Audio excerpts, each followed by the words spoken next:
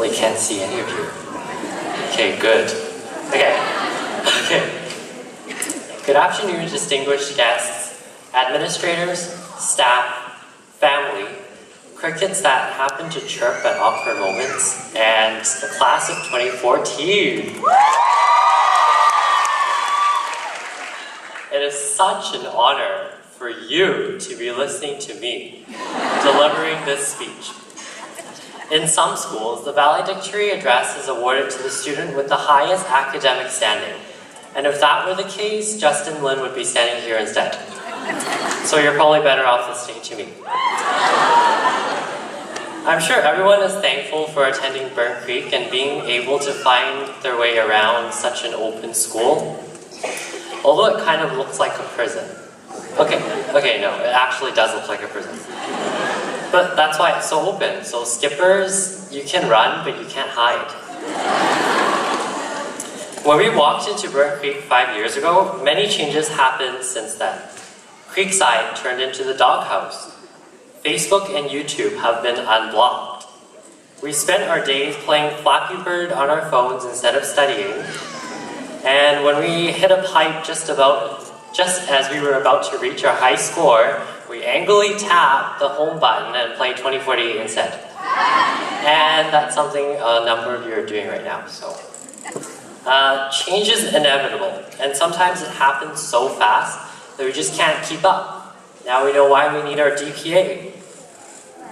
When I consulted a past valedictorian from Byrne Creek, she told me to address parents, teachers, and students in my speech directly, something she did 4 years ago. So let's start with parents and their experiences. Parents, you've seen us grow out of our first pair of shoes quicker than you expected. Blink once, and here we are walking across the stage into the real world. When we were 5, we held your hand as we crossed the street to go to school. At age 7, we finally stopped crying when you parted from us at school. But that's not true because some of us still do that. But now we are 17 or 18. We beg for the car to drive to school every day now that we have our L's and N's. You've given us love, you've punished us, and now we're here. As we're about to do something bad, we will always hear your voice in our head telling us, no, don't pick your nose in public. Or, no, go put on hand sanitizer first. Okay, no, the last one is just me. But we understand that it took you a lot of courage to finally let us stay past our curfew, or finally get to hang out with our friends that you think are bad influences.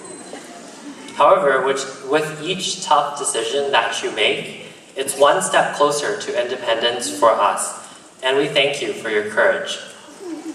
Even through all the conflicts and misunderstandings, as we venture off, we will never forget where home really is, and that is with you, so thank you.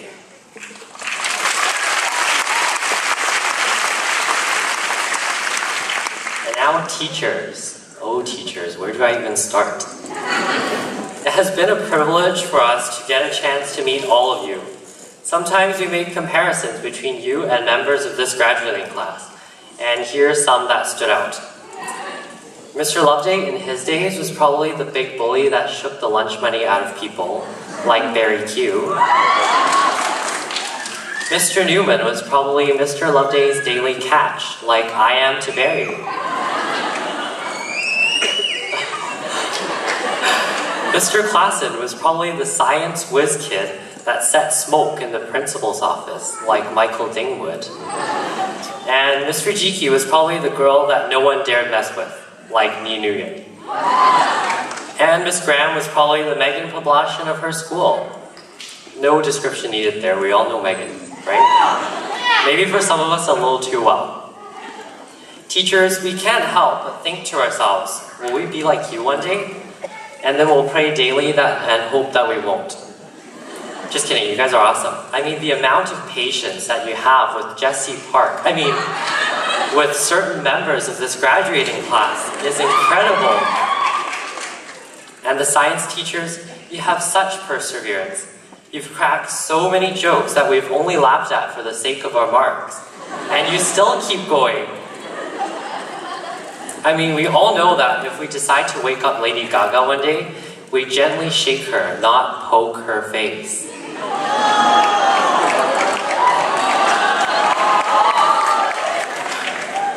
But in between all the bad jokes and thorough lectures, excuse me, we learn a little more about life in every class. Our experiences with the teachers at Byrne Creek have been phenomenal. And although we may forget how to graph the parabola, or what Macbeth said in Act 2, Scene 1, we will surely remember the big lesson that you have taught us, and that is to do what we love, but never give up on the things we try. And now, of course, I address my fellow graduates in the class of 2014. So we often look back at these 5 years and think about the trends that have come and go. From Tap Tap Revenge to Flappy Bird, MySpace to Twitter, planking to duck faces, Justin Bieber as a pop star to Justin Bieber as a criminal, and Hannah Montana to Miley hammer-licking Cyrus.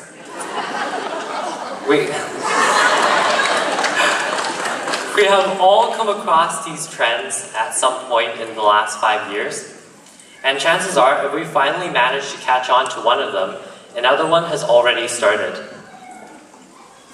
Following a trend doesn't make you cool or popular, it just makes you a follower.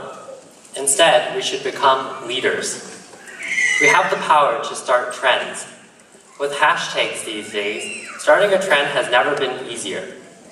So the next time you think about tweeting hashtag follow for follow me by the way, or hashtag YOLO, perhaps we should think more along the lines of hashtag foil. Following others is lame. Repeat after me, everyone. Following others is lame. In the classroom, we all shared the same educational experience. For example, in French class, we learned that French is a beautiful language, just not when we speak it. In social studies, when we learned that the world wars shouldn't have started, because now we have to learn about them. Math class, when we learned to calculate the length of a table when given some angles. As Mr. Ronsley taught me, there's a new thing, it's called a measuring tape. And of course, English class, when the English teachers taught us what deep thinking is, and how a sentence like, "the door is white," can be broken down into how the door represents an opening into the future, and how the color white is a representation of uncertainty, even though what the poet really meant to say was, "the door is white."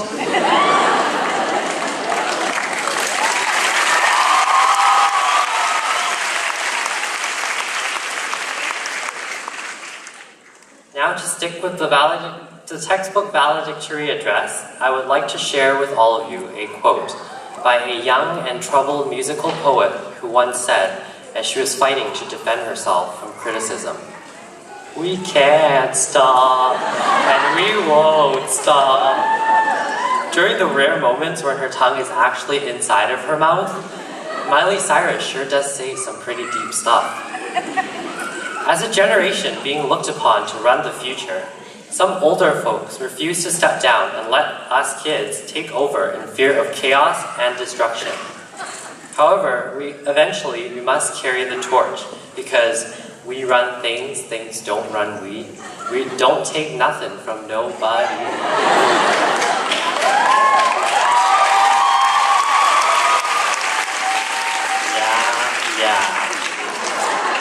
Oh, Miley.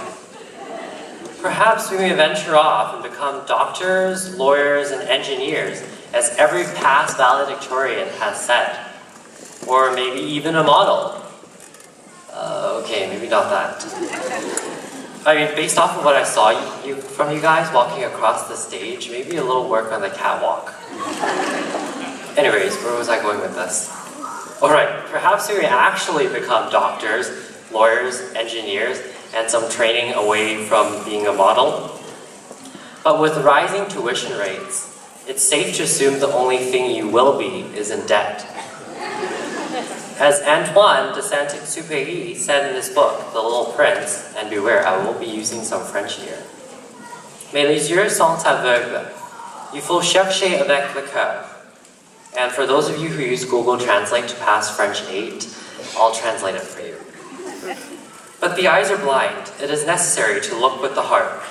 Our eyes are blind when looking to see where we should go into the future.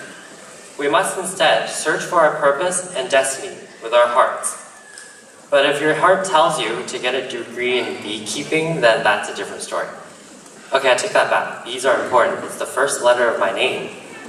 That was a punny joke. So, laugh. Thank you. Before I finish off, I would like to take the time to recognize a member of the class of 2014 who is not with the crowd in front of me right now. Oh no, he's alive and well, but he's not in front of me because he's seated behind me, and that is Mr. Ronsley.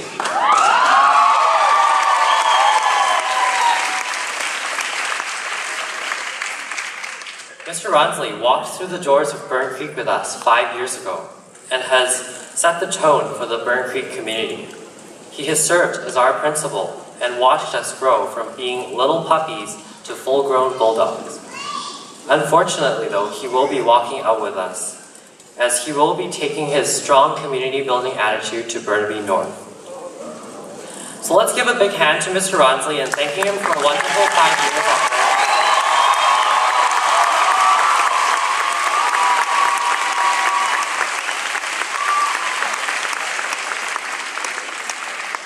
Hopefully Burnaby North wouldn't need you to clean off trash off the atrium tables, or have your legs waxed in front of the atrium, or have you wear a short skirt and dance to single ladies. Mr. Ronsley, we thank you for being a huge part of our high school experience. Class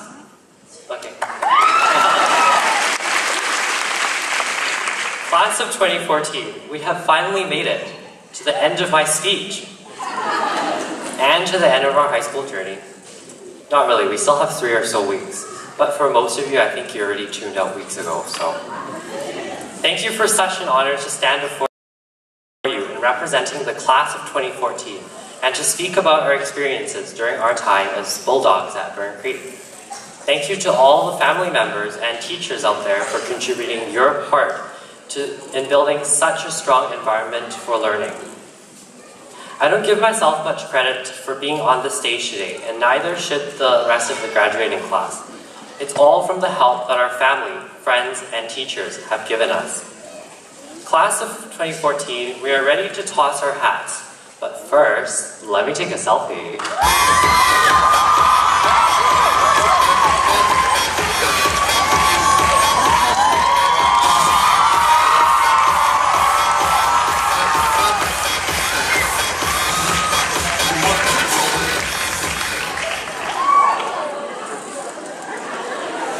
Congratulations, class of 2014. March out there, tweet out #FOIL, and may the odds be ever in your favor.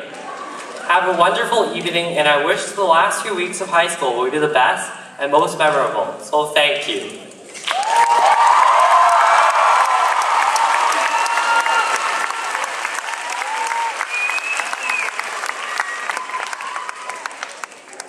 Thank you, Bryan.